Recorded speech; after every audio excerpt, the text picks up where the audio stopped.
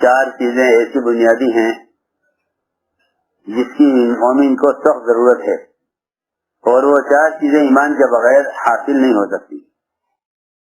4 چیزیں ایسی ہیں جس کی مومن کو سخت ضرورت ہے، اور وہ 4 چیزیں ایمان کے بغیر حاصل نہیں ہو سکتی۔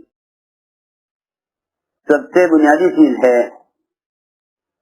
اللہ کے دین پر استقامت، اللہ کے دین پر استقامت۔ دوسری چیز ہے اللہ کے وعدوں کا پورا ہونا، اور تیسری چیز ہے اعمال میں اخلاص کا ہونا، اور چوتھی چیز ہے اعمال پر اللہ کی طرف سے اجر کا ملنا۔ یہ 4 چیزیں بہت بنیادی ہیں، اللہ کے دین پر استقامت، اللہ کے وعدوں کا پورا ہونا، اور اعمال میں اخلاص کا ہونا، اور اعمال پر اجر کا ملنا۔ یہ 4 چیزیں بہت بنیادی ہیں، اور یہ 4 چیزیں ایمان کے بغیر حاصل نہیں ہو سکتی۔ ایمان کے بغیر یہ 4 چیزیں حاصل نہیں ہو سکتی۔ یہ 4 چیزیں بہت بنیادی ہیں، اور یہ چاروں چیزیں ایمان کے بغیر حاصل نہیں ہو سکتی۔ سب سے پہلی چیز اللہ کے دین پر استقامت، پہلی چیز اللہ کے دین پر استقامت۔ استقامت کسے کہتے ہیں؟ استقامت کہتے ہیں پورے دین پر چلنے کو، دین کے کسی ایک حکم کو تھام لینا اور باقی دین کو چھوڑ دینا، یہ استقامت نہیں ہے۔ استقامت پورے دین پر چلنے کو کہتے ہیں، کیونکہ صراط مستقیم اللہ نے فرمایا ہے وَأَنِ اعْبُدُونِي هَذَا صِرَاطٌ مُسْتَقِيمٌ، کہ تم میری عبادت کرو، یہ سیدھا راستہ ہے۔ معلوم ہوا کہ استقامت اللہ تعالیٰ کی مکمل اطاعت کا نام ہے، اللہ کی مکمل اطاعت۔ اگر اطاعت جزوی ہے کہ دین کے ایک شعبے کا حکم پورا کرتا ہے، ایک شعبے کا حکم توڑتا ہے، تو اس کو استقامت نہیں ہے۔ استقامت کسی ایک عمل پر جمنے کا نام نہیں، بلکہ استقامت پورے دین پر چلنے کا نام ہے۔ ورنہ اللہ مجھے معاف فرمائے کہ استقامت اگر اس کا نام ہے کہ جو ہو سکتا ہے وہ کر لو، جو نہیں ہو سکتا اس کو چھوڑ دو، تو ایسی استقامت تو منافقین کو بھی تھی۔ یہ ان کا دین حالات کے اعتبار سے تھا۔ ہاں، ان کا دین حالات کے اعتبار سے کہ دین پر چلو، دین پر چلو لیکن حالات دیکھو، دین پر چلو مگر حالات دیکھو کہ حالات کتنے دن پر چلنے کی اجازت دیتے ہیں۔ لیکن استقامت نہیں ہوتی، وہ دین اسلام اور کفر کے بارڈر پر چلتے ہیں، کفر اسلام کے بارڈر پر۔ تو اللہ نے قرآن میں ان کا حال ہی بیان کیا وَمِنَ النَّاسِ مَن يَعْبُدُ اللَّهَ عَلَى حَرْفٍ، کہ ایسے بھی لوگ ہیں جو کفر اسلام کے بارڈر پر چلتے ہیں۔ اگر ان کو اسلام میں حالات اچھے نظر آتے تو وہ اسلام کی طرف ہو جاتے، اور اگر مسلمانوں کے حالات بگڑتے نظر آتے تو وہ کفر کی طرف ہو جاتے۔ ان کے چلنے کی بنیاد حالات ہیں، حکم نہیں ہے۔ یہ منافقین کا اللہ نے حال بیان کیا ہے کہ وہ قدم اٹھائیں گے حالات کو دیکھ کر۔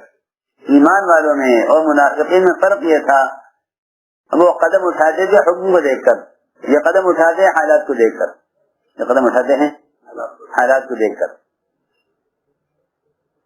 تو ہم نے بات عرض کی ہے کہ استقامت پورے دین پر چلنے کو کہتے ہیں۔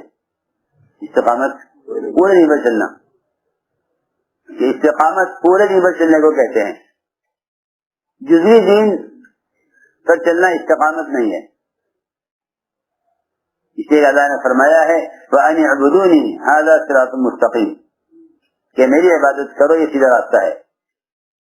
عبادت کا تصور صرف نماز تک رہ گیا ہے، یا عبادات کا تصور صرف اللہ کے بندے کے درمیان کے احکام تک رہ گیا ہے، کہ خیر اللہ کے درمیان کے جو حقوق ہیں اور ان کا ادا ہونا عبادت ہے۔ حالانکہ عبادت کا لفظ بہت جامع ہے، عبادت کا لفظ بہت جامع ہے کہ عبادت کا لفظ تو بہت جامع ہے. عبادت نے کسی سنت کو بھی نہیں چھوڑا ہے. عبادت سب کا احاطہ کیے ہوئے ہے. عبادت سب کا احاطہ کیے ہوئے ہے. ایک سنت بھی عبادت سے خارج نہیں ہے. یہ نہیں کہا جائے گا کہ نماز یا اللہ کے حقوق عبادت ہیں. اس زمانے میں عبادت کا تصور صرف ان احکام تک رہ گیا ہے جو احکام اس کے اللہ کے درمیان ہے. جو احکام اس کے اور اللہ کے درمیان. حالانکہ عبادت تو بہت جامع لفظ ہے. امام غزالی فرماتے ہیں 10 چیزیں عبادت ہیں. 10 چیزیں عبادت ہیں.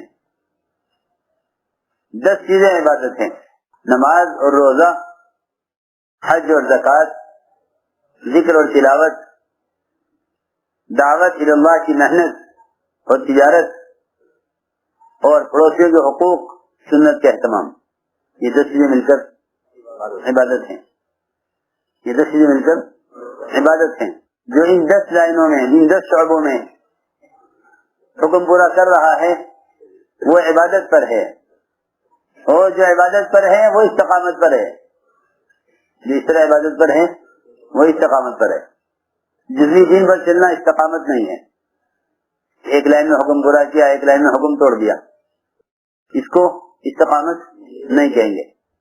بلکہ استقامت، پورے دین پر چلنے کا نام استقامت ہے. پورے دین پر چلنے کا نام استقامت ہے. وَأَنِ اعْبُدُونِي هَذَا صِرَاطٌ مُسْتَقِيمٌ، کہ تم میری ہی عبادت کرو، یہ سیدھا راستہ ہے.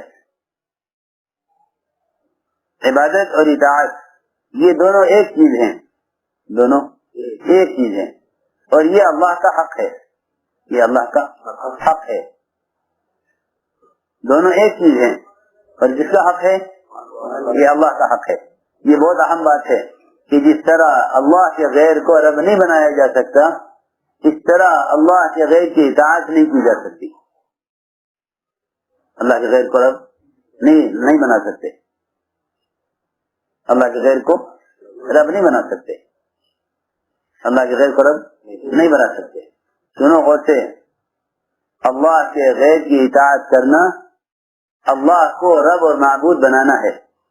اللہ کے غیر کی اطاعت کرنا اللہ کے غیر کو رب اور معبود بنانا ہے. بہت دھیان سے بات سننی پڑے گی کہ رب اللہ کا غیر نہیں ہو سکتا، اور عبادت اللہ کے غیر کی نہیں ہو سکتی. عبادت اللہ کے غیر کی نہیں ہو سکتی. اور رب اللہ کے غیر کو نہیں بنایا جا سکتا کسی قیمت پر نہیں، کیونکہ عبادت اللہ کا حق ہے. اللہ کے غیر معبود نہیں ہو سکتا. اللہ کے غیر رب نہیں ہو سکتا. لیکن اگر کوئی شخص اللہ کے حکم کے خلاف اس کے غیر کی اطاعت کرے، حضور اکرم صلی اللہ علیہ وسلم نے فرمایا کہ اس نے اللہ کے غیر کو رب بنا لیا. سنو غور سے، حضور اکرم صلی اللہ علیہ وسلم نے اپنے صحابہ کو اللہ کی اطاعت پر، اس کی عبادت پر ایسا تیار کیا تھا کہ وہ اللہ کے حکم کے خلاف اللہ کے مخلوق کی اطاعت کرنے میں اپنی ہلاکت یقین کرتے تھے. ایسے یقین بنایا تھا. آپ نے فرمایا، عدی بن حاتم نے سوال کیا آپ سے، یا رسول اللہ، ہم آپ پر ایمان لانے سے پہلے بھی اللہ ہی کو رب مانتے تھے. آپ پر ایمان لانے سے پہلے اللہ ہی کو رب مانتے تھے. ہم نے کبھی اللہ کے غیر کو اپنا رب نہیں بنایا. پھر اللہ نے قرآن میں کیوں فرمایا ہے اتخذوا احبارهم ورهبانهم اربابا من دون اللہ، کہ انہوں نے اپنے علماء اور مشائخ کو، اپنے احبار اور رہبان کو اللہ کے سوا میں رب بنایا ہوا تھا. آپ نے فرمایا، اے عدی یہ بتلاؤ، جب تمہارے احبار اور رہبان اور تمہارے مشائخ اللہ کے حرام کی ہوئی چیز کو حلال کرتے تھے، حلال کی ہوئی چیز کو حرام کرتے تھے، اور تم جانتے تھے کہ غلط ہے، تم ان کی بات مانتے تھے یا نہیں مانتے تھے؟ ان کی بات مانتے تھے یا نہیں مانتے تھے؟ آپ نے یہ پوچھا. علی بن حاتم نے عرض کیا کہ ہاں یا رسول اللہ ہم ان کی بات مانا کرتے تھے, ہم تو آپ کی اطاعت کریں گے, آپ حلال کو حرام کہیں حرام کو حلال کریں, ہم ان کی بات مانا کرتے تھے. تو آپ نے فرمایا اے علی تب تو تم نے ان کو اللہ کے سوا اپنا رب بنا لیا تھا. یہاں ہے یہ بات, یہاں ہے یہ بات سوچنے کی کہ حرام کو حلال کر دیا, حلال کو حرام کر دیا. تو آپ نے فرمایا تب تو تم نے ان کو اپنا رب بنا لیا تھا. ایک بات ہے یہ کہ میں نے عرض کیا کہ عبادت اور اطاعت یہ اللہ کا حق ہے. عبادت اطاعت اللہ کا حق ہے. اللہ کے غیر کی جس طرح عبادت نہیں کی جا سکتی, اللہ کے غیر کی اطاعت نہیں کی جا سکتی. کہ وہ رب کا حق ہے, اس کا حق ہے کہ وہ رب کا حق ہے, وہ رب کا حق ہے کہ اسی کی اطاعت کی جائے اور اسی کی عبادت کی جائے, اس کی اطاعت کی جائے, اسی کی عبادت کی جائے. میرا عزیزو, عبادت صرف سر جھکانے کا نام نہیں ہے, عبادت صرف سر جھکانے کا نام نہیں ہے. اللہ تعالی دیکھیں گے کہ زندگی کے تمام شعبوں میں کس کے دل کا جھکاؤ کس طرف ہے, دل کا جھکاؤ کس طرف ہے. نماز تو اللہ کے احکام میں سے ایک حکم ہے کہ اگر یہ نماز میں اپنا سر جھکائے ہوئے ہے بیت اللہ کی طرف اور اللہ کے سامنے, تو یہ سارے اسلام کا ایک حکم ہوا. یہ دیکھا جائے گا کہ معاملات میں, اخلاق میں, معاشرے میں اس کا جھکاؤ کس طرف ہے, اس کا جھکاؤ کس طرف ہے. صرف نماز میں جھکنا عبادت نہیں ہے, زندگی کے تمام شعبوں میں دیکھا جائے گا کہ اس کو جھکاؤ کس طرف ہے, اس کا جھکاؤ کس طرف ہے. اسے میں نے عرض کیا کہ عبادت تو اتباع سنت کی عبادت ہے, اتباع سنت کی عبادت ہے. یہ دیکھا جائے گا کہ ضروریات میں اس کا میدان, اس کا جھکاؤ کس طرف ہے. آیا سنت کے طریقوں کی طرف ہے یا غیروں کے طریقے کی طرف ہے. شادی میں دیکھا جائے گا اس کا دل کا جھکاؤ کس طرف ہے. آیا سنت کے طریقوں کی طرف ہے یا غیروں کے طریقوں کی طرف ہے. جھکنا صرف سر جھکانے کو نہیں کہتے, یہ تو جھکنا تو طریقہ عبادت ہے, جھکنا طریقہ عبادت ہے, جھکنا تو طریقہ عبادت ہے.